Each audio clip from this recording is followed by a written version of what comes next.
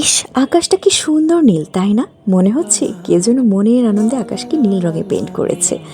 আর হালকা ঝিরিঝিরি ঠান্ডা বাতাস, বৃষ্টি সব মিলে একটা অন্যরকম এনভায়রনমেন্ট। আমার খুব ইচ্ছে করছিল এমন এনভায়রনমেন্ট, ওয়েদারটা পাহাড়ের কোনো টিলায় হাতে পাহাড়ি খাবার নিয়ে এনজয় করতে করতে উপভোগ করার। তাই দেরি না করে চলে গেলাম পাহাড়ে, না চলে এসেছিলাম চন্দ্রিমা উদ্যানে।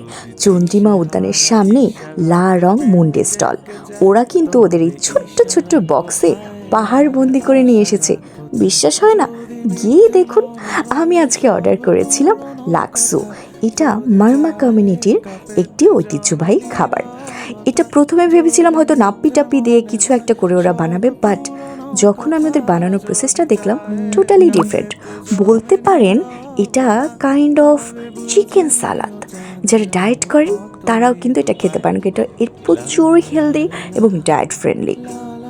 আর হ্যাঁ, এটা ফ্যাট ফ্রি এবং খাওয়ার পরে আপনার মনে হবে না আপনি খুব ভারী কিছু খেয়েছেন।